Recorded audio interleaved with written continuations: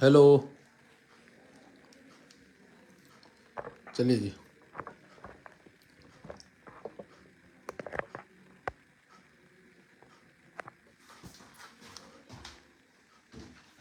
चलिए, कल हमने कहाँ तक पढ़ाया था, क्या पढ़ाया था, उसके आगे की चीज पढ़ेंगे। और ज्योतिष के बेसिक सूत्र ही चल रहे थे अभी। 8वें 12वें में बैठे सभी ग्रह थोड़ी बहुत हानि अवश्य देते हैं।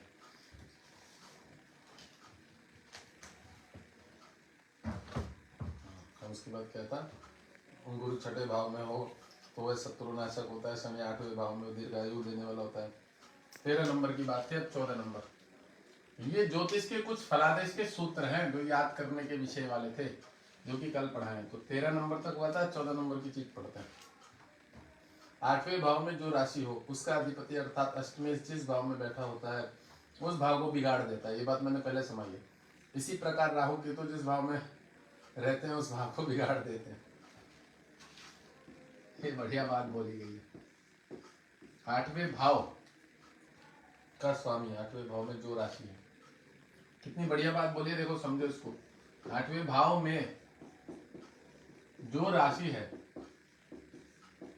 मतलब जो भी नंबर है,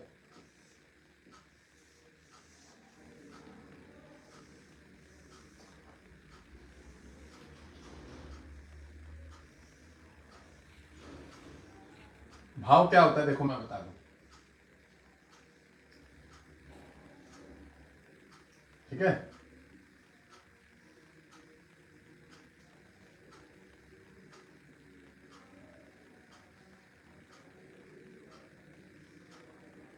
भाव किसको बोलेंगे देखो।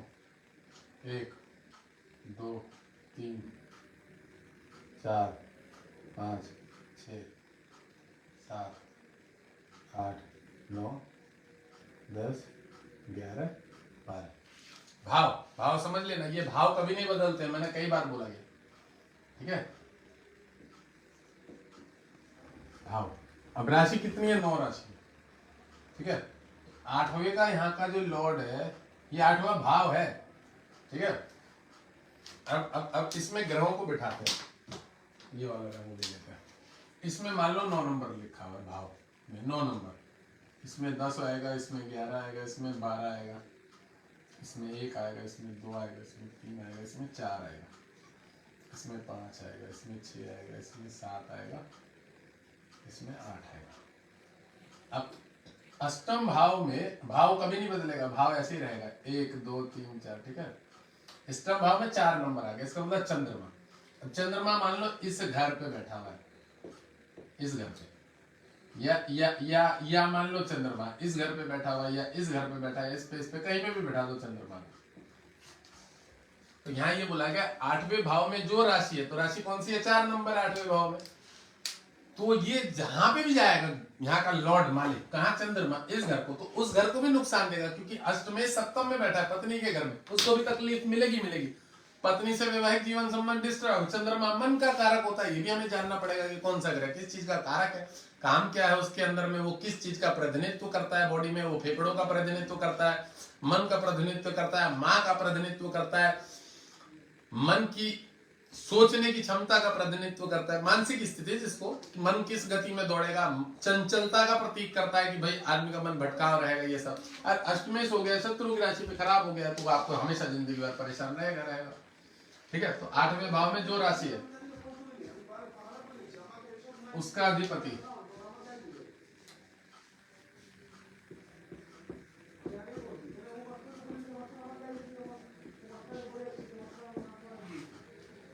उसका अधिपति 8वें भाव में जो राशि, उसका अधिपति अर्थात अष्टमेश जिस भाव में बैठा 8वें भाव में जो राशि है, इसको सरल शब्दों में, वह ग्रह जिस घर में भी बैठा हो, जिस घर में भी बैठा हो उस घर को हानि देगा। सीधे सीधे समझ लो, उस घर को हानि पहुंचाएगा। अब वो ग्रह कितना बलवान है, उसके ऊपर किस ग्रह की दृष्टि है, ये सब भी देखना पड़ेगा।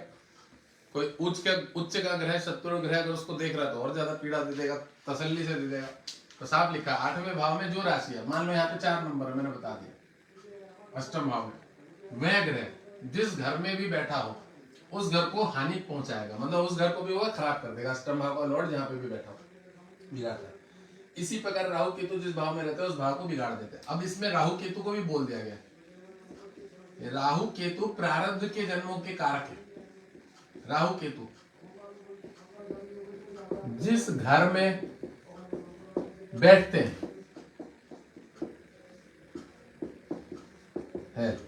अथवा अपनी दृष्टि का पूर्ण प्रभाव डालते हैं,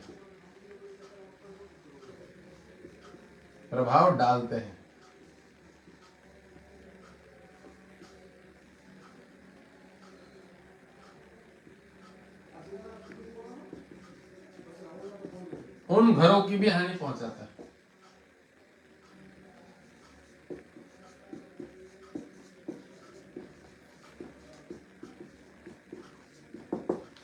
मतलब राहु केतु भी अष्टम के प्रकार ही जीवन में कष्ट देता है, सीधा सीधी ये समझ लो। क्योंकि यहाँ अष्टम भाव के बारे में बताया कि अष्टम का जो अधिपति है 8वें भाव के में जो राशि है, जो भी नंबर हो यहाँ पे 1 number 2 number 4 number 5 number 10 number, 10 का मालिक शनि हो जाएगा।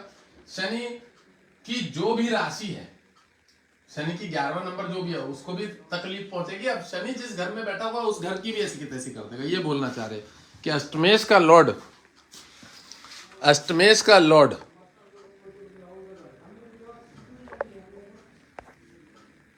ये कौन है भाई? राहु केतु की सप्तम नजर है।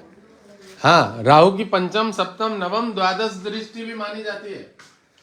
सिर्फ सप्तम नहीं होती है, पंचम सप्तम नवम द्वादश भी मानी जाती है। और हम इस आधार पे फलादेश करके बहुत आगे बढ़ गए हैं जीवन में। मैं ये भी बता दूं, बहुत सारी ज्योतिष की किताबों में राहु की सिर्फ सप्तम दृष्टि लिखी हुई है और पंचम और नवम भी लिखी हुई है बहुत सारी किताबों में। मैं बता रहा हूँ, मुझे इस बात का पता है। एक भाई साहब है यहाँ पे, उन्होंने लिख दिया है क्योंकि उन्होंने जो किताब पढ़ी है उस आधार पर उन्होंने बोल दिया कि राहु की सप्तम दृष्टि होती है। बहुत बड़ी बात बोली आपने, सप्तम तो हर ग्रह की दृष्टि होती है। ये बात मैं हमारे सब व्यक्तियों को कई बार बोल चुका हूँ। अब रही बात राहु की पंचम और नवम का भी प्रभाव बहुत सारी कुंडलियों में और बहुत सारे ज्योतिष के विद्वान बोलते हैं। भृगु संहिता में तो 4-4 5-5 दृष्टि दे दिए, पंचम सप्तम नवम और द्वादश दृष्टि पूर्ण दृष्टि दे दिया, द्वादश को भी गिन दिया है। और बहुत सारे ज्योतिष की किताबों में पाराशर में द्वादश की दृष्टि नहीं बताया गया, 12वें घर, समझ रहे हो?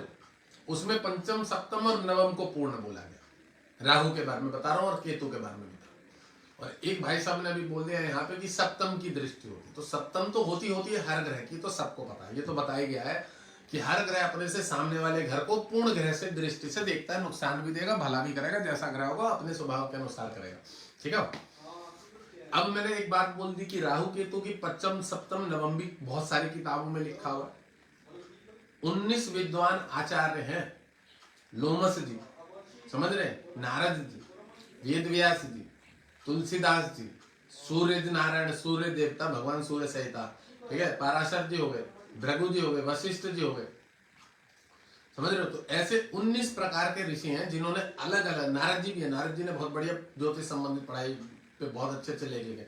नारद जी के लेख मजाक में लिखे हुए और बहुत बढ़िया ज्योतिष के विषयों में उन्हें नॉलेज है, विज्ञान आधार पे। कोशिश करेंगे धीरे धीरे सब, जब अगर मेरा क्लास का मैटर ठीक ठाक चलता रहेगा तो मैं सब किताबों को ले लेकर कुछ अच्छी नॉलेज निकाल कर पढ़ाया करूँ, समझ रहे? कोशिश ये रहेगी कि 2 साल 5 साल 10 साल भाई यहीं से फीस आने लगेगी तो क्यों इतनी माथापेची करेंगे कुंडली विषय का, समझ रहे हो? तो मैं उस पे विषय पे चर्चा करता रहूंगा, काम करता रहूंगा, मुझे भी मजा आएगा और कुछ अच्छी समाज में नॉलेज भी बढ़िया मिलेगी। ये रहे। तो मैं बता दूं, पंचम सप्तम नवम और द्वादश का जो फलादेश है वो मैंने प्रैक्टिकली सब लोगों के ऊपर करके देखा हो, वो पूर्ण रूप से सब पे वो होता है, जायज होता है। और उस आधार पे आज के समय में कलयुग में कालसर्प दोष से ज्यादा श्रापित चाट होते हैं। मैं सिर्फ कालसर्प नहीं बोलूंगा, जिनमें पितृदोष होता है उसको भी श्रापित चाट ही बोला जाता है। शनि सूर्य युति हो गई, राहु केतु युति हो गई ग्रहों से, किसी भी ग्रह से, तो उसको भी राहु पीड़ित करता ही करता है। ठीक है। तो पंचम सप्तम नवम द्वादश दृष्टि है। चलो ये बात हमने पढ़ ली। अब उसके बाद 15वीं बात पढ़ेंगे। ये बात तो समझ लेना कि 8वें भाव में जो राशि है, देखो यहाँ पे एक चीज, एक बार और मैं इसको प्रैक्टिकल में समझा दूं, लोगों की बुद्धि में कम भी समझ में आता है कई बार। अब नए बच्चे भी हैं, हो सकता है उनको नहीं समझ में आ रहा। मैंने एक बात बोली है कि भाव कभी नहीं बदलते हैं। भाव को ऐसे समझ लो कि ये लग्नेश है फर्स्ट हाउस, ये द्वितीयेश है 2 नंबर, ये तीसरा नंबर है तृतीयेश, ये कभी नहीं बदलेंगे, चतुर्थेश, पंचमेश, ये भाव अपनी जगह पे ही होते हैं मालिक, याद रखना। षष्ठेश, भाव नहीं बदलेंगे। सप्तमेश, पत्नी का घर। अष्टम, मृत्यु का घर। नवम घर, नवमेश। दसमेश, एकादशेश, द्वादशेश। द्वादशेश को वेश बोलते हैं, वेश, तो द्वादशेश ही बोलेंगे क्योंकि हमने जब एकम से चालू किया। द्वादशेश। अब ये घर नहीं बदलते हैं, ये यही के घर होता है। यहाँ पे नंबर कुछ भी आ जाए, 10 आ जाए, 12 आ जाए, 2 आ जाए, 3 आ जाए, मतलब 12 तक राशि होती है ना। तो यहाँ पे क्या आ गया, 3 मान लिया, यहाँ 4 मान लिया, तो यहाँ 5 हो गया, यहाँ 6 हो गया, यहाँ 7, ये 8, ये 9, ये 10। 10 का मालिक शनि। अब शनि बैठ गया चतुर्थ भाव में, ये मान लो शनि द्वादश भाव में बैठ गया, तो अष्टमेश का मालिक द्वादश में बैठ गया, तो एक श्रापित हो जाएगा बहुत ज्यादा कि मृत्यु के घर का मालिक जाके द्वादश भाव में बैठ गया, 12वें घर में। आदमी को शरीर स्वास्थ्य से तो तकलीफ मिलेगी। अष्टम स्थान में पहले ही बता दो, बॉडी में 1 नंबर ये होता है सर का हिस्सा, ये वाला हिस्सा, ये वाला यहाँ तक। 2 नंबर ये हिस्सा होता है, ये वाला। 3 नंबर बाजू, 4 नंबर जो है फेफड़े होते हैं, छाती। माइक चल रहा ना, लाइट जल रही है, हाँ जल रही है। 5 नंबर पेट होता है। 6 नंबर कमर, रीढ़ की हड्डी होती है पीछे की। 6 नंबर को लीवर भी बोला जाता है, किडनी भी बोलते हैं। 6 नंबर पीठ की कमर भी है, 5 नंबर पेट है, 6 नंबर लीवर है और पीठ की हड्डी है रीढ़ की। 7 नंबर लिंग होता है, बाथरूम करने का स्थान। 8वां नंबर गुदा बोलते हैं, जो कि लेटरिन करने का स्थान। 9वां जंगा। 10वां जो है घुटने। 11 नंबर नीचे का पैर का हिस्सा ऊपर तक, और 12 नंबर नीचे के तलवे। ये पूरी बॉडी है। और इसी आधार पे काल पुरुष की कुंडली में तो अष्टम जो है ये मृत्यु करने का स्थान है, लेटरिन करने का स्थान। ये अपने आप में सबसे गंदा जगह माना गया, खराब माना गया ज्योतिष में। अष्टमेश को पीड़ित माना गया अपने आप में। और मैंने आज एक चर्चा भी करी थी सुबह के लाइव में, जब कुंडली देख रहा था, कि अष्टम भाव का जो लग्न होता है वो अपने आप में पितृदोषित श्रापित चार्ट माना गया। वृश्चिक लग्न अपने आप में, किसी का अगर लग्न अष्टम हो गया ना वृश्चिक, वो पितृदोष है ही उसमें। तो उसमें सारे ग्रह बड़ी अच्छी स्थिति में बैठे हो, कितने बड़े लेवल का आदमी हो या जो भी है, पर उसके पितृदोष है, ये समस्या रहेंगी कुछ ना कुछ। चलिए 14 नंबर की चीज को नोट कर लीजिएगा, 15 नंबर पढ़ेंगे। ये ज्योतिष के सूत्र, और इसके बारे में यहाँ सूत्र नहीं लिखा था, इसके बारे में लिखा था अन्य ज्ञातव्य विषय। तो मैंने उसको अन्य ज्ञातव्य विषय इसलिए नहीं लिखा कि ज्योतिष की कोई अन्य विषय आपके समझ नहीं आएगी। ये कुछ ऐसे सूत्र हैं जिसे हमें हमेशा याद रखना। ये चीजें इफेक्ट डिफेक्ट करेगी कुंडली में लोगों के ऊपर। समझ में आया इफेक्ट डिफेक्ट का मतलब? कि मतलब अष्टमेश जो है वो श्रापित होता है, तो अगर वो किसी भी घर का मालिक हो जाता है और किसी घर का, तो उसके घर को भी हानि मिलेगी, प्लस वो जहां पे बैठा होगा उसको भी हानि मिल जाएगी। समझ में आया? और अगर वो गलती से बहुत ज्यादा बलवान है तो वो जिन जिन घरों को देखेगा उन सबको हानि दे देगा। अगर गलती से बहुत ही ज्यादा बलवान है, उसको राहु भी देख रहा है, केतु भी देख रहा है, मंगल की भी चतुर्थ सप्तम अष्टम दृष्टि है। अगर शनि है यहाँ पे और शनि बहुत ही ज्यादा बलवान है, क्रूर पाप है, शनि चतुर्थ में बैठा, तो रोग ऋण के घर को देख रहा है, कर्म स्थान की ऐसी की तैसी कर देगा, शरीर को कैंसर देके मारेगा व्यक्ति को। आज भी अभी एक चार्ट कैंसर वाला व्यक्ति, उसके ऊपर डिस्कशन चल रहा था मेरा इसमें वीडियो कॉल में। अभी मैं बैठा हुआ था मेरे ग्रुप में, ये जिन जो बच्चे पढ़ रहे हैं ग्रुप में, उस पर कैंसर संबंधित चार्ट। 67 का जन्म, पहले ही अगर लग्नेश पंचमेश भाग्येश मैंने उनको दिखाया, बहुत कमजोर थे। लग्नेश धनु लग्न, पंचम मंगल था, भाग्येश सूर्य था। अगर बॉडी में तीनों स्टोन पहले होते, कैंसर आने ही नहीं देता बॉडी। फिर ज्ञानेश्वर तिवारी जी का प्रश्न आ गया, तो गुरुदेव सूर्य चंद्र और शनि बैठे हुए चतुर्थ में, कैंसर वाला ही हो गया। सच बात बता दो, हार्ट अटैक वाला ही हो गया। तो मैंने उनको बोल दिया, मैंने जो आपने माणिक पहन लिया और पुखराज पहन लिया, आने ही नहीं दे। और शनि के उपाय हमेशा करते रहने, उनके दान पुण्य हमेशा निकालता रहना, कभी नहीं आएगा, गारंटीड कभी नहीं आएगा। संभाल के रखने लो, पहले से पता लग जाता है आदमी को, तो उसमें उपाय होता है ना आदमी का। चलो 15 नंबर राहु केतु के बारे में लिखा हुआ है। राहु केतु के प्रभाव में एक बड़ी विशेषता यह है कि राहु जिसे अशुभ फल प्रदान करता है केतु से शुभ फल देता है, ठीक है, और केतु जिसे शुभ फल प्रदान करता है राहु से शुभ फल देता है। आप देखो ये कितनी बढ़िया बात है।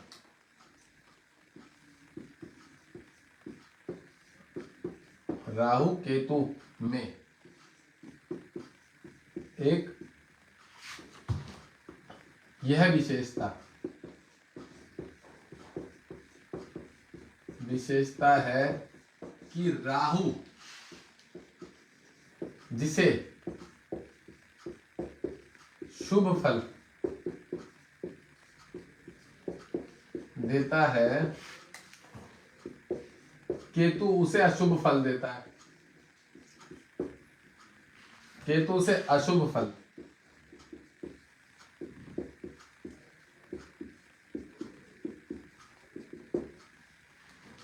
और केतु जिसे शुभ फल देता है राहु से अशुभ देता है।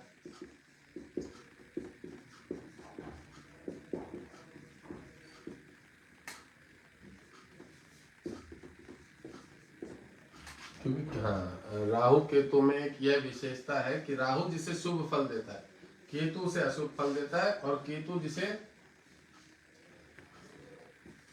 शुभ फल देता है केतु जिसे अशुभ फल देता है वह क्या है, राहु केतु मैं खुद ही भूल जा रहा हूँ। राहु कितने विशेषता कि राहु जिसे शुभ फल देता है, ठीक है, केतु से अशुभ देता है, केतु अशुभ देता है, और केतु जिसे शुभ फल देगा राहु उसको अशुभ देगा। मतलब ये दोनों एक दूसरे के परस्पर शत्रु गए माने गए। अशुभ फल देता है। अब देखो ये दोनों ग्रह अपने से परस्पर एक दूसरे के सामने बैठे रहते हैं हमेशा, ये सबको पता है। अब ये इन्होंने क्यों बोला गया इसको भी मैं समझा देता हूँ कि राहु जहां बैठेगा केतु उसका शुभ मतलब शुभ फल देगा। अब मान लो इसको 6 नंबर 7 8 9 10 11 12 1 2 3 4 5 3। अब देखो यहां क्या बोला गया कि राहु मिथुन राशि पे उच्च का होता है और केतु यहां पे उच्च का होता है धनु राशि पे। अच्छा, इस पे भी बहुत सारे विद्वान वृश्चिक राशि पे केतु को उच्च का मानते हैं मंगल का, और यहाँ पे वृष राशि पे राहु बहुत सारे विद्वान उच्च का मानते हैं।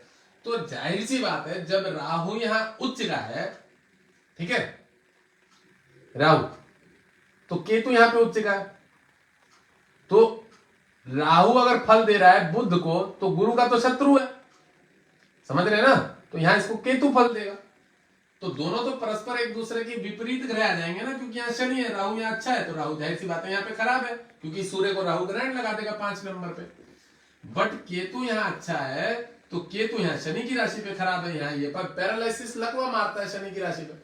तो ये चीज ये कहना चाह रहे हैं कि जिसका राहु अच्छा फल देता है उसको केतु अच्छा फल नहीं देगा, उसको कष्ट देगा, क्योंकि वो उसका परस्पर शत्रु का ग्रह हो जाएगा। सामने वाला गुरु का बुध शत्रु हो गया एक तरह से, अगर वैसे नॉर्मल वे में देखें परस्पर हो गया ना, विपरीत दिशा हो गई ना, कि एक अग्नि हो गई तो एक वायु हो गया, तो दोनों में तो अंतर हो गया ना। अब सूर्य है तो सूर्य के जस्ट सामने शनि बैठा हुआ है, मंगल है तो उसके जस्ट सामने शुक्र बैठा है, 1 नंबर जो है मंगल मेष राशि उसके जस्ट सामने 7 नंबर। तो ये चीज अपने आप ये लॉजिक बिल्कुल फिट बैठ जा रहा है कि जिसको राहु जिसका खराब है उसका केतु अच्छा होगा, जिसका केतु खराब है उसका राहु अच्छा होगा। ये अपने आप ही सेट बैठ गया, क्योंकि इसको ऐसे समझ लेते हैं कि बुध जो है वो आसुरी ग्रह का पक्ष लेता है, स्वभाव उसका आसुरी वाला है, थोड़ा सा मैंने कई बार बताया, और शुक्र जो है वो भी आसुरी स्वभाव वाला है, तो मंगल जो है वो सेनापति है देवताओं का। तो शुक्र की राशि पे अगर राहु बैठा है तो यहाँ इसके जस्ट सामने 1 नंबर आ जाएगा, तो 1 नंबर पे जाहिर सी बात है केतु है, तो ये मेडिकल क्षेत्र में लेके जाएगा, ये आर्मी फौज में बड़ा ऑफिसर बना देगा केतु, क्योंकि इस राशि पे केतु का स्वभाव मंगल जैसा है, ये हमेशा याद रखना। राहु का स्वभाव शनि जैसा, राक्षस जैसा, ठीक है ना। यहाँ 6, यहाँ 5, यहाँ 4, यहाँ 3, यहाँ 2, और यहाँ पे आपका आएगा 12, यहाँ पे आएगा 11, यहाँ पे आएगा 10, यहाँ पे आएगा 9, यहाँ पे आएगा 8। तो राहु शुक्र की राशि पे शुक्राचार्य, इस पे अच्छा फल दे रहा है केतु, इस पे अच्छा फल दे रहा है, ठीक है। देखो अच्छा फल में मैं बता दूं, इस कुंडली में लग्न जो है ये है, कौन है?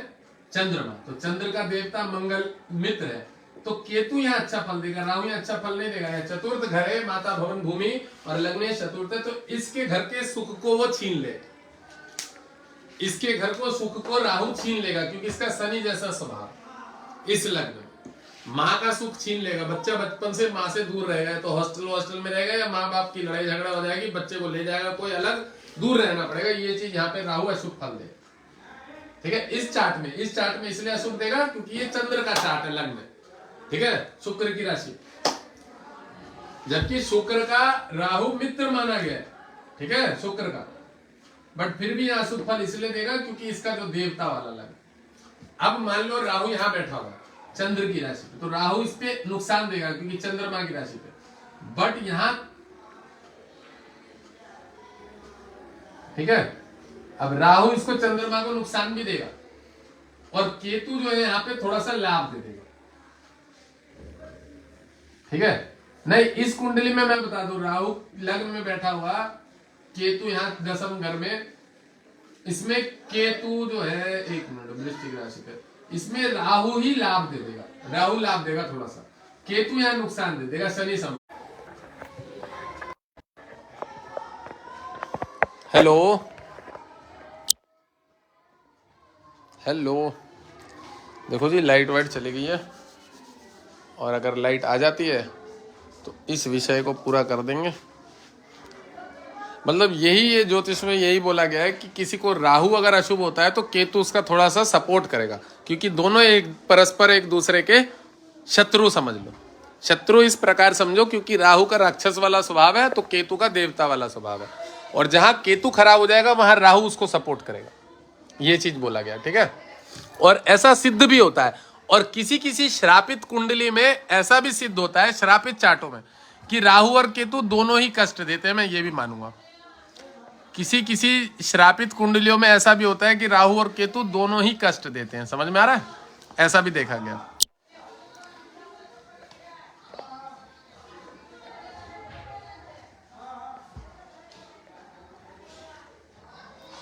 भाई साहब लाइट भाग गई है, और जब लाइट भाग गई तो समझ तो कुछ नहीं आएगा, और मेरी कोशिश ये रहेगी कि मैं क्लास को वो कर दूं।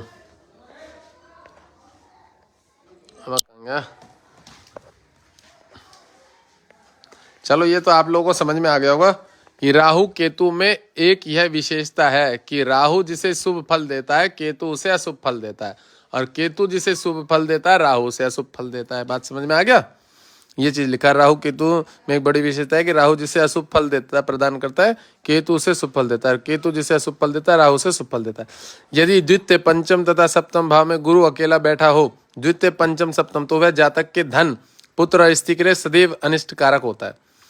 यदि द्वितीय पंचम सप्तम भाव में गुरु अकेला बैठा हो, तो गुरु यहाँ पे बलहीन माना गया है, ये भी एक योग बना गया। जिस भाव का जो ग्रह कारक माना गया है वह यदि अकेला उस भाव में बैठा हुआ हो तो उस भाव को बिगाड़ देता है। चलो भाई, चलो इसको, लाइट आ गई है, इसको पढ़ा देते हैं। मैं वाईफाई चालू हो जा, लाइट आ गई है, अब पढ़ा देता हूँ जो बाकी चल रहा, थोड़ा सा ज्यादा विषय नहीं, 3-4 और चीजें हैं इसमें, ज्योतिष के कुछ फलादेश है।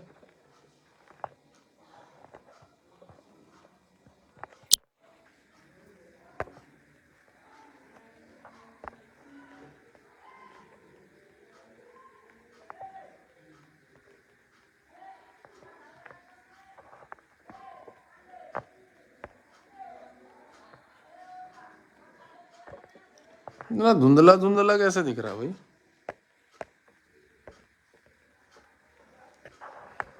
इतना कमजोर कैसे दिख रहा है?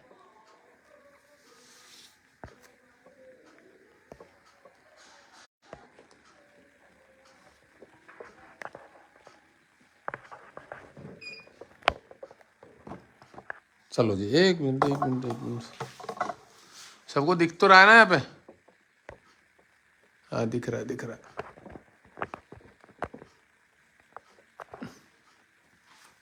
चलो बात करते हैं, थोड़े से और देख लेते हैं, 2-4 चीजें और है। समझ गए होंगे इस चीज को। राहु केतु में दोनों में यह विशेषता है कि राहु जिसका शुभ होता है केतु उसका अशुभ हो जाता है, और केतु जिसका अशुभ होता है राहु शुभ हो जाता है। मतलब एक दूसरे को परस्पर, क्यों? क्योंकि परस्पर दोनों के स्वभाव में विशेषता यह है कि केतु को शुभ ग्रह भी बोला गया है कई स्थितियों में, और केतु का स्वभाव जो है मंगल जैसा है बोला गया, और राहु का स्वभाव शनि जैसा बोला गया, इसलिए एक दूसरे को विपरीत दिशा में तकलीफ दे देते कई बार। अब एक बहुत बढ़िया बात पता है क्या बोली गई है कि यदि द्वितीय पंचम सप्तम भाव में गुरु अकेला बैठा तो वो धन तक के धन, देखो क्या लिखा है, ये कौन सा नंबर है? 16 नंबर, 16 नंबर। यदि द्वितीय भाव पंचम और सप्तम भाव में गुरु अकेला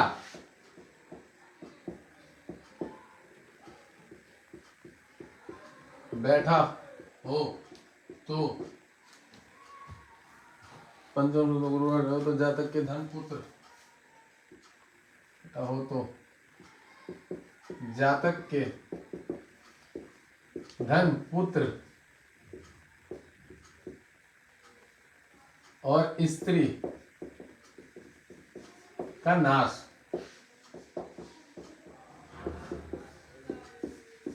करता है। अब इन्होंने ऐसा क्यों बोला है? क्योंकि धन के घर में तो वैसे गुरु बृहस्पति कारक ग्रह, फिर वो अपने घर में जाके उसका नाश क्यों करेगा?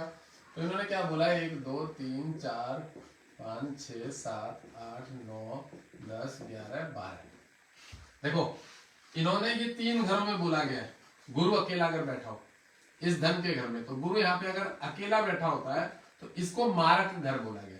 मारक माने चोट देना, इंसिडेंट, एक्सीडेंट, मृत्यु तुल्य कष्ट। तो मारक घर का कारक जो होता है एक तरह से मारक देने का काम शनि का भी है। इस मारक का सप्तम भाव का काम शनि का भी। अब गुरु शुभ ग्रह, और ये जो पंचम भाव बोला गया है यहाँ गुरु का खुद का कारक ग्रह, ये यहाँ संतान, विद्या, बुद्धि, और पंचम में गुरु को निष्फल बोला गया है कि गुरु यहाँ बैठा हुआ अकेला निष्फल हो जाता है अगर खुद अकेला बैठा हो। तो ये भी एक सूत्र है, ये याद करने वाली चीज है। कई स्थितियों में देखने की जरूरत पड़ती है। अगर चंद्रमा बृहस्पति को नहीं देख रहा है, शुक्र बृहस्पति को नहीं देख रहा है, बुध बृहस्पति को नहीं देख रहा है, केतु बृहस्पति को नहीं देख रहा है, तो गुरु यहाँ डिस्टर्ब हो जाएगा, निष्फल हो जाएगा। निष्फल का अर्थ हो गया कि वो यहाँ लिख दिया है जातक के धन, पुत्र और स्त्री का नाश करता है। ये एक सूत्र है, इसको भी याद करने की जरूरत है। ऐसा बहुत सारी स्थिति में देखा गया। यदि द्वितीय पंचम सप्तम भाव में गुरु अकेला बैठा हो तो वह जातक के धन, पुत्र और स्त्री के लिए सदैव अनिष्ट कारक होता है। धन के लिए, पुत्र के लिए अनिष्ट, और स्त्री के लिए नष्ट करने वाला और अनिष्ट कारक, तकलीफ देने वाला होता है। ये एक सूत्र है। अब सूत्र इसलिए बोला गया कि सप्तम को मारक बोला जाता है, सबको पता है। द्वितीय को मारक बोला जाता है, द्वितीय भाव को मारक बोला गया है, ठीक है। द्वितीय भाव को भी मारक बोला गया है, मारक। तो मारक जो घर होता है उसमें शनि का भी थोड़ा बहुत रोल होता है, क्योंकि मारक मृत्यु देना, कष्ट देना। क्योंकि ये जो अष्टम भाव है ये यहाँ से यहाँ दिखता है। अब गलती से अगर चंद्रमा यहाँ बैठा और गुरु यहाँ बैठा हो तो दोनों की युति हो रही है एक दूसरे से, चंद्रमा गुरु को गज केसरी हो गया, फिर ये योग नहीं होगा।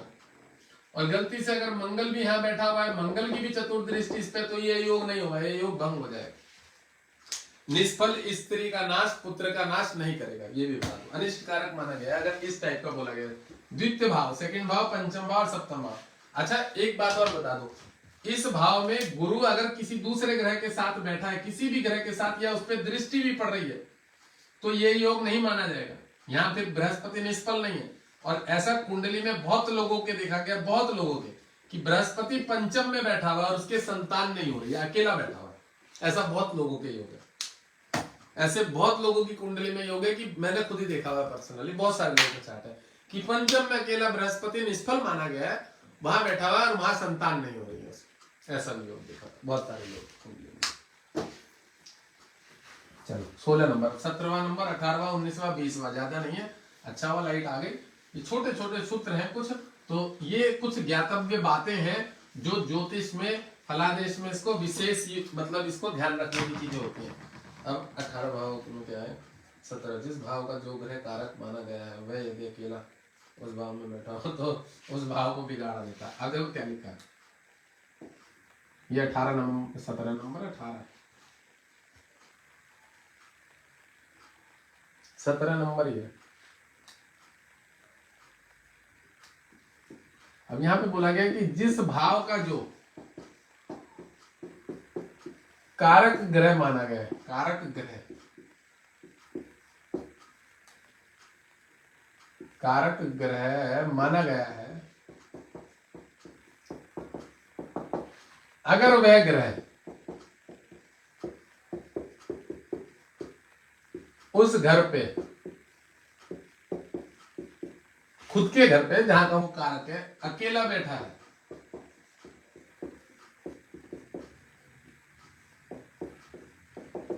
तो उस घर के फल को बिगाड़ भी देता है।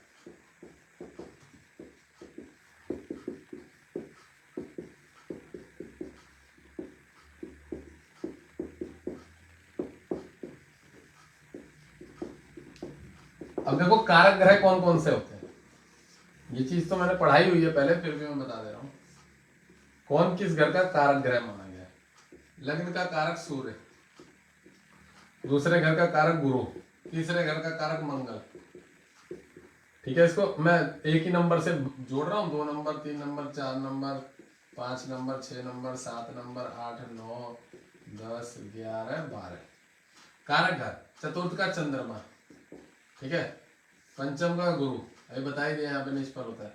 छठे का शनि और मंगल दोनों कारक ग्रह। सप्तम का शुक्र, स्त्री पत्नी काम इच्छा झगड़ा। अष्टम का शनि कारक ग्रह। नवम का कारक ग्रह बृहस्पति है, गुरु है। दशम का कारक ग्रह बहुत सारे ग्रह होते हैं, बाकी इस बुध को माना गया है। सारे कारक ग्रह होते हैं, लगभग लगभग 5-6 ग्रह कारक होते हैं। सूर्य भी होता है, शनि भी होता है, मंगल भी होता है, शुक्र भी होता है, गुरु भी होता है, ये सब कारक ग्रह हैं दसम भाव के। 11वें घर का कारक ग्रह बृहस्पति है और 12वें का शनि।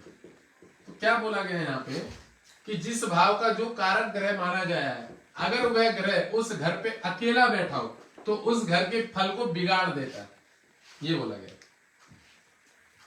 जिस भाव का जो कारक ग्रह है, वह ग्रह अकेला भाव बैठा हुआ हो तो उस भाव को बिगाड़ देता है, यही चीज बोली गई। अब बिगाड़ क्यों देगा ये भी समझने की कोशिश करनी चाहिए कि सूर्य खुद के कारक घर में अगर अकेला बैठ जाए तो यहाँ पे सूर्य बलवान हो जाता है और ये करोड़ पाप ग्रह तो इस घर के फल को बिगाड़ देगा। ठीक है, गुरु खुद के घर पे यहाँ पे बैठ जाए तो अभी हमने पढ़ा क्योंकि मारक घर होता है बृहस्पति खुद का, अगर इसको कोई ग्रह नहीं देख रहा है तब ये स्थिति है। अगर इसको चंद्रमा, मंगल, शनि, शुक्र, बुध कोई भी देख रहा है तो फिर ये नहीं माना जाएगा निष्फल, मतलब फिर कारक खराब नहीं होगा, अकारक नहीं माना जाएगा। मंगल यहाँ बैठा हुआ है तीसरे घर में, पराक्रम में, तो इसके अंदर जोर बहुत ज्यादा होगा, बहुत ज्यादा एनर्जी होगी, बहुत ज्यादा एनर्जी, उठा उठा के लोगों को फेंकेगा, मतलब इसके अगर ऐसे तो ये अपना काम खुद बिगाड़ लेगा। चंद्रमा इस घर में, चंद्रमा हृदय की गति बहुत तेज गति से दौड़ेगी, चंचल, हृदय संबंधित समस्या रहेगी। खुद की राशि पे अगर चंद्रमा, मन बड़ा चंचल होगा ऐसे व्यक्ति। गुरु अपने खुद के पंचम भाव में निष्फल बैठा है, ओवर कॉन्फिडेंस बना देगा। शनि खुद के कारक घर में रोग ऋण बीमारी को थोड़ा सा बल दे देगा। मंगल भी खुद के कारक घर में रोग ऋण बीमारियों को बल दे देगा, तकलीफ दे देगा, मतलब कर्जा करा देगा। शुक्र इस घर में इच्छा कामनाओं को बहुत बढ़ा देगा, सेक्सुअलिटी में बदनामी कर देगा, तो ये दिखा गया कि बिगाड़ देगा। फल इसलिए बोला है, शनि यहाँ पे बैठा हुआ अपने घर में शरीर स्वास्थ्य में थोड़ी तकलीफ दे देगा।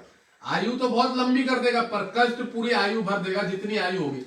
शनि की राशि में इंसिडेंट एक्सीडेंट से बड़ी रक्षा करता है, चोट नहीं लगती, क्योंकि इसे 90 साल 95 साल आदमी को जिंदा रख के और शरीर में कष्ट देना है उसी शनि को, तो वो शनि ही खुद का रक्षक हो जाता है। इंसिडेंट एक्सीडेंट नहीं होने देगा। इस व्यक्ति के ऊपर से ट्रेन चल के निकल के चले जाए, झाट नहीं कुछ भी बिगड़ने का इस बच्चे का, जिसके शनि बैठा। ट्रक के ट्रक निकल जाते हैं ऐसे व्यक्तियों के, इंसिडेंट हो गई, गाड़ी पूरी चिपक गई, लड़का कहां दूर फेंक गया साइड में, कुछ भी नहीं हुआ। 3 मंजिल 4 मंजिल से लड़का गिर जाए, शनि अष्टम में बैठा, कुछ भी नहीं होने का, कुछ भी नहीं होने का। चोट लगेगी छोटी मोटी, वो दूसरे के रहने दी, शनि ने वो रक्षा कर लेता है, बहुत आयु को बढ़ाता है। पर वही बॉडी में पेन, एन, पैरों में दर्द, जलन, ये वो बहुत तरह की तकलीफ देगा, क्योंकि उसको कष्ट देकर मारना है, उसको जिंदा रखना है शनि को, ये चीज। अब यहाँ पे कारक ग्रह गुरु साधु संत धर्मात्मा बना देगा, भिखारी जैसी हालत कर देगा, भीख मांगने पे जरूर। वो दर लोगों के घर पे भीख मांगते हो जो होते हैं ना, कीर्तन भजन करने वाले आजकल जो मांगने वाले, वो वाला गुरु बना देगा। यहाँ बैठा हुआ बुध, ठीक है, या और भी 2-4 कारक हैं जो मैंने बताया। तो अपने काम धंधे से संबंधित कर्म क्षेत्र में, इसको शनि भी यहाँ का कारक है, मेहनत बहुत करा देगा, फल नहीं देगा इस काम को। आदमी किस्तें चलती रहेंगी, पैसों के लिए ललित रहेगा। ये जो बुद्ध है ना, कमीशन बेस, ब्रोकरी, दलाली, कमीशन, मतलब बहुत ही स्थिति खराब करेगा, पैसे की व्यवस्था को कमजोर कर देगा। अब इनकम हाउस का गुरु अगर अकेला बैठा है, उसको कोई शुभ ग्रह ना दिख रहा हो, तो गुरु यहाँ पे बहुत अच्छा फल नहीं देगा।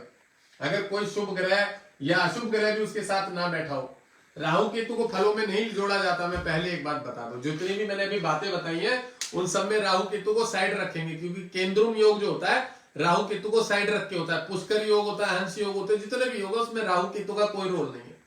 7 ग्रहों का रोल है, राहु केतु का कोई रोल नहीं है। अशुभ ग्रहों में कहीं आप सोच रहे हो कि राहु बैठ गया चंद्रमा के साथ तो फिर वो केंद्रुम योग नहीं माना है, फिर भी माना जाएगा। ठीक है, ये भी मैं बता दूं, ये चीज आगे की चीज है, इसमें ये भी चीजें समझा देंगे। ठीक है, अब शनि अगर यहाँ बैठा हुआ है तो यहाँ पे विशेष कोई नहीं, बहुत ज्यादा खर्चे कराएगा और बीमारी देगा ही देगा, इस घर को देख रहा है, ये चीज बताएगा। ठीक है ना, तो ये कुछ सूत्र है कि जिस भाव में जो कारक ग्रह माना गया है, अगर वह ग्रह उस घर पे अकेला बैठा हो तो वह उस घर के फल को बिगाड़ देगा। ठीक है, अकेला बैठा हो तो बिगाड़ देगा, ये बोला गया। ये एक सूत्र है, मतलब अगर इसको गलती से कोई ग्रह देख रहा है, अच्छा फल दे रहा है, तो फिर वो उस घर को अच्छा फल देगा, और नहीं तो बिगाड़ देगा। भावों की गणना लग्न से की जाती है। लग्न को पहला भाव मानकर उसके बाईं ओर से गिनते हुए क्रमशः द्वादश भाव की गणना करनी है। किसी भी लग्न से भावों की गणना में कोई अंतर नहीं आता। अब देखो, इन्होंने 18वीं बात सूत्र के आधार पर बोल दिया है कि भावों की जो गणना होती है, ये सिर्फ इतना सा ही बताया गया, इसलिए इसे चार्ट बना के समझा देता हूँ। 1 2 3, तो ये अपने से बाईं तरफ ही चलेगा हमेशा। भावों की गणना 1 नंबर से ही होती है हमेशा, और अपने से बाईं तरफ ही होती है, यही बोल रहे हैं बस यहाँ पे 18वें पॉइंट में। इसको अब तुम लिख लेना अपनी तरफ से डिफाइन करके। तो भाव कभी भी नहीं बदलते हैं, भाव भाव ही रहते हैं। इसको मैं 50 बार बता चुका हूँ, ये भाव सारे के सारे भाव ही हैं। भाव कभी नहीं बदलते, 11वां भाव 11वां भाव ही रहेगा। बात समझ गए? यहाँ पे भले कितना नंबर बदल जाए, यहाँ 11 ना आ गया, 3 आ जाए, तो 3 आ गए तो यहाँ मिथुन राशि आ गई, बट वो 11वें भाव में ही आ गई है। इस बात को हमेशा याद रख लेना। यही बोला गया इसमें कि भावों की गणना लग्न से ही की जाती है। लग्न को पहला भाव मानकर उसके बाईं ओर से गिनते हुए क्रमशः द्वादश भाव की गणना करनी चाहिए। किसी भी लग्न से भावों की गणना में कोई अंतर नहीं आता। चलो, इसको मैं अब नहीं लिखवा रहा, 18 नंबर का पॉइंट है, आप समझ जाओ। ये लिखवाने वाली कोई बात भी नहीं है, बस ये समझाने वाली चीज से समझा दिया। 19 नंबर की का क्या पॉइंट है? जन्म कुंडली में 12 भावों में राशियों के नामों को अंकों द्वारा प्रदर्शित किया जाता है। मेष आदि 12 क्रमशः 1 से 12 अंश लिखा जाता है। 12 उदाहरण कुंडलियों के माध्यम से इस विषय की विस्तृत चर्चा पहले की जा चुकी है। बृहस्पति यदि पहले, चौथे, 5वें, 9वें, 10वें भाव में स्थित हो तो उसे सब दोषों को नष्ट करने वाला। ये कुछ सूत्र है, इसको पढ़ा देते। अब इन्होंने 19वें नंबर पे क्या बात बताई गई है पता है? कि भाई जन्म कुंडली क्या लिखा है, 1 से 12 तक क्या लिखा गया, मतलब इन्होंने यही बोला गया कि भाव जो होते हैं 12 भावों में, तो जो हम राशि है कि कोई भी जो है यहाँ पे ये जो भाव है, तो राशि है मिथुन राशि, तो यहाँ मिथुन नहीं लिखेंगे, इसके नंबर लिखते हैं सीरियल वाइज। 3 नंबर, 4 नंबर कर, 5 नंबर, 6 नंबर, 7 8 9 10 11 12 1 2 2 नंबर वृष राशि है, तो हम यहाँ वृष राशि नहीं लिखेंगे, मेष नहीं लिखेंगे, ठीक है, मीन नहीं लिखेंगे, बस यहाँ क्या आएगा, कुंभ नहीं लिखते हैं, मतलब उसके नंबर उतार देते हैं। तो यही चीज बोला गया है कि जब हम लग्न में भावों में राशियों को स्थापित करते हैं तो वहां उसे नंबर के हिसाब से स्थापित करते हैं, ना कि राशियों के नाम के हिसाब से। ये चीज बोला है इन्होंने। ये भी छोटी सी बात है, विद्यातव्य विषय बताया। अब 20 नंबर का पॉइंट क्या है उसको पढ़ लेते हैं। बृहस्पति यदि पहले, चौथे, अब देखो कितनी बढ़िया बात बोली गई है, इसको लिखना है, ये बहुत बढ़िया बात है। बृहस्पति यदि चौथे, पहले, और कौन कौन सा अभी, पहले, चौथे, 5वें, बृहस्पति यदि पहले, चौथे, 5वें, 9वें, 10वें भाव में स्थित हो, देख लेना कौन सा भाव है, चौथा, पहला, 5वां, 9वां, 10वां भाव। अब देखो चतुर्थ भाव चंद्रमा कारक है, इसकी पत्नी का घर हो गया बृहस्पति का। मंगल मेष पहला भाव, सूर्य कारक ग्रह, वहां गुरु उसके देवता हैं। पंचम का खुद का मालिक है, निष्फल होता है अगर अकेला बैठा हो, कोई ग्रह ना देख रहा हो। धनु राशि जो 9वां भाव है वहां का कारक ग्रह गुरु ही है। 10वां भाव जो मैंने बता दिया, वहां पे 5 ग्रह कारक ग्रह होते हैं। सूर्य भी वहां का कारक है, गुरु भी कारक है, शनि भी कारक है, बुध भी कारक है, मंगल भी कारक है। तो सारे ग्रह वहां पे कारक होते हैं दसम भाव में। क्यों होते हैं? क्योंकि कर्म स्थान है। आदमी का जो सा काम हो, सारा चोरी भी कर रहा है, डकैती भी कर रहा है आदमी, कोई बैंक में नौकरी भी कर रहा है, कोई झाड़ू भी लगा रहा है बैंक में, बात समझ रहे हो? तो जो भी काम हो, शनि वहां पे कर्म स्थान पे अगर बैंक में नौकरी कर रहा है तो शनि उसके कर्म स्थान का मालिक हो गया, मतलब उसका प्रभाव ज्यादा है। बुध वहां बैठा हुआ, बुध काम कर रहा है तो वो फिर बैंक में बैंकिंग वाला काम कर रहा है, नोट गिनने का, कैशियर का काम कर रहा है, ये चीज हो जाती है। तो बृहस्पति यदि चौथे, पांचवें, नवम, दसम भाव में और प्रथम भाव में बैठा हो तो क्या बोला गया इसमें? तो उसे सब दोषों को नष्ट करने वाला कहा गया। तो यहां पे बोला गया तो उसे सभी दोषों को, कुंडली में जितने भी दोष हो, सभी दोषों को नष्ट करने वाला कहा गया। अब एक चीज और बता दो, अगर यही बृहस्पति 1, 4, 7 और ये 10 यहां गुरु बैठा हो तो 1000 दोषों को नष्ट कर देता है। यहां पे भी बैठा हो तो बोल सकते हैं कि 800-900 दोषों को नष्ट कर देता है। यहां पे भी बैठा हो तो 800-900 दोषों को नष्ट कर देता है बृहस्पति। बड़े बड़े योग होते हैं इस प्रकार के। और अगर यहाँ पे भी बैठा हो तो यहाँ पे भी 800-900 दोषों को, बट ये लग्न में बैठा हो तो बहुत ज्यादा ग्रह होंगे, 1000 दोषों को नष्ट करने वाला बृहस्पति होता है अगर लग्न में बैठा हो। अब इन्होंने एक नवम भाव को भी लिया है तो ये घर खुद ही का बृहस्पति का, यहाँ पे भी गुरु बृहस्पति बलवान होता है, यहाँ पे भी गुरु अच्छा माना गया। यहाँ पे कई अभी मैंने पढ़ा कि जैसे बृहस्पति यहाँ बैठा हो, गुरु की राशि पे बैठा हो तो निष्फल होता है। गुरु की राशि पे हो तो, धनु राशि, मीन राशि पे हो तो निष्फल होता है। और यहाँ पे जैसे अभी हमने इससे पहले पढ़ा है कि गुरु पंचम में जो होता है, बृहस्पति संतान को और एक द्वितीय घर में और इस सप्तम भाव में नष्ट कर देता है। तो इसलिए लिखा था कि अगर इसको कोई दूसरा ग्रह ना देख रहा हो तो, बाकी पहले में, चौथे में, पंचम में, सप्तम में, नवम में और दसम में गुरु बृहस्पति कई हजार दोषों को नष्ट करने वाला, जितने बड़े बड़े दोषों उन सबको नष्ट कर देगा। अब मेरा गुरु दसम भाव में बैठा है, मेरी भी कुंडली में केतु लग्न में बैठा, राहु सप्तम में बैठा हुआ है, शनि शुक्र पंचम में बैठे, तो पितृ दोष है मेरी कुंडली में। बट गुरु जो केंद्र में बैठा हुआ है यहाँ पे, तो उसने दोषों को नष्ट कर दिया, अच्छे अच्छे दोषों। बात समझ में आ गया? ये चीज नष्ट करने वाला है। सूर्य 11वें भाव में स्थित हो, चंद्रमा तथा चंद्रमा शुभ लग्न में स्थित हो। अब देखो क्या लिखा हुआ है, अब उसके आगे पढ़ते हैं, इसको मिटो देते हैं।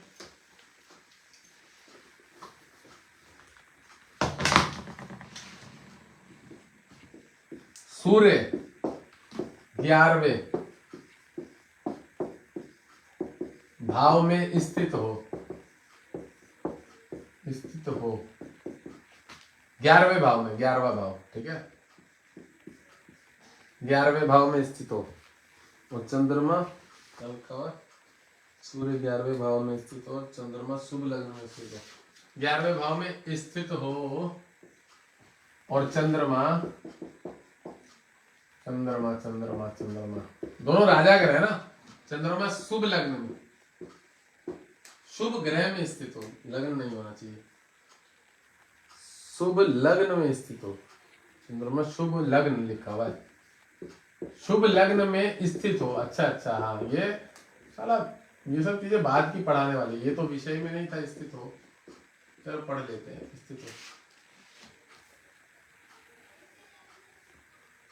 स्थित हो तो वह नवमांश दोषों को नष्ट करता है। स्थित हो तो वह नवमांश कुंडली में जो दोष होते हैं, नवमांश कुंडली के दोषों को, अब इसको मैं बता देता हूं कैसे दोषों को नष्ट करता है।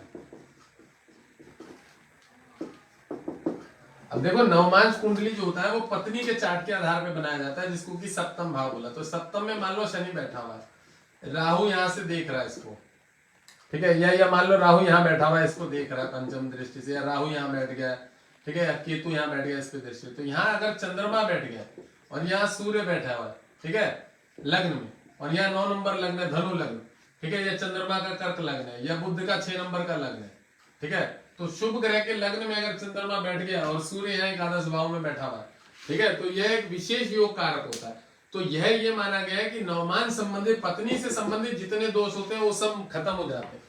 मतलब पत्नी सप्तम भाव मारक राशि है, तो यहाँ पे अगर कोई ऐसा विशेष दोष नवमांश कुंडली में होता है, उन सबको यह दोष नाश खराब कर दे, मतलब खत्म कर देता है, अच्छा कर देता है, मतलब उन दोषों को, नवमांश कुंडली के सारे दोषों को अच्छा कर देता है। सूर्य 11वें भाव में और चंद्रमा शुभ लग्न में बैठा हो। लग्न का मतलब समझ गए ना, फर्स्ट हाउस में, पहले वाले घर में लग्न में, शुभ लग्न में बैठा हो।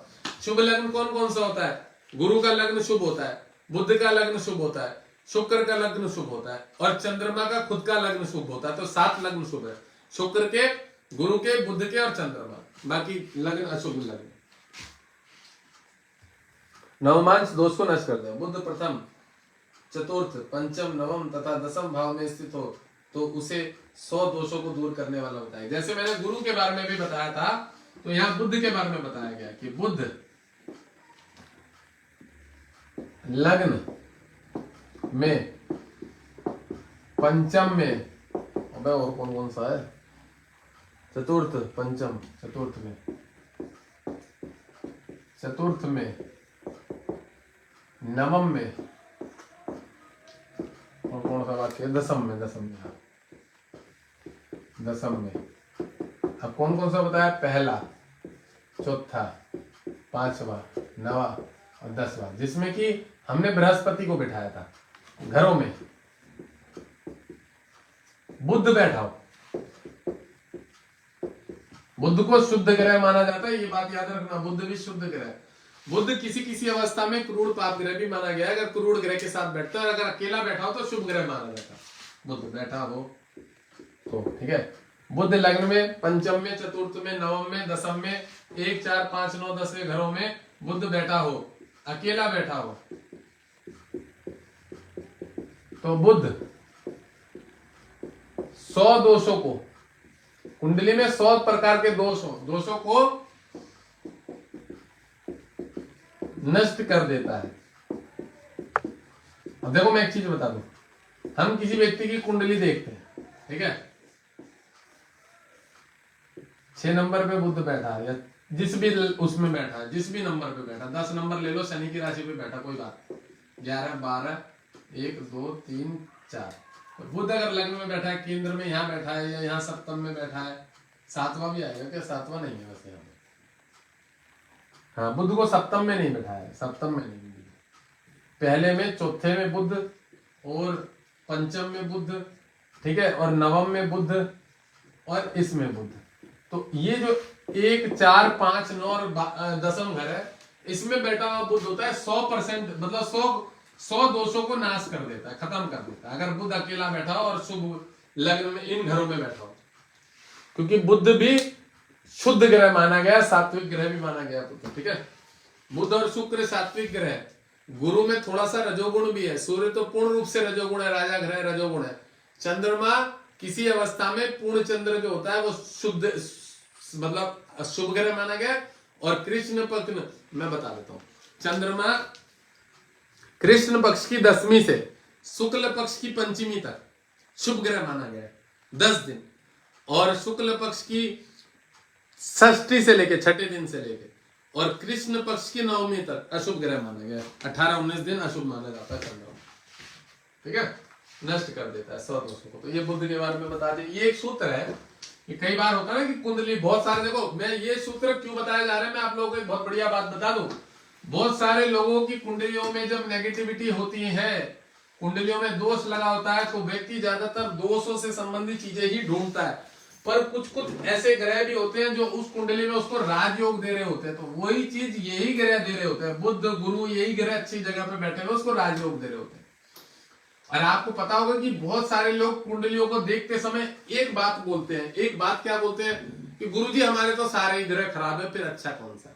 तब तुम उन लोगों को ये बात पकड़ के बता सकते हो कि भाई तेरा ये वाला ग्रह होता है, ये 1000 दोषों को और 100 दोषों को नष्ट कर रहा है, तो सच में तेरी कुंडली खराब है, पर तेरा एक ऐसा अच्छा कर्म है कोई ना कोई जिसकी वजह से तेरे 100 दोष, या गुरु अगर अच्छा केंद्र में बैठा हुआ है 1 में, 4 में, पंचम में, सप्तम में, नवम में, 10वें भाव में, तो उसने दोषों को खत्म कर दिया, दूर करने वाला। इन्हीं स्थानों में यदि शुक्र हो तो उसे 200 दोषों को नाश करने वाला, बृहस्पति हो तो 1,00,000 दोषों को नाश करने वाला, लग्न का स्वामी यदि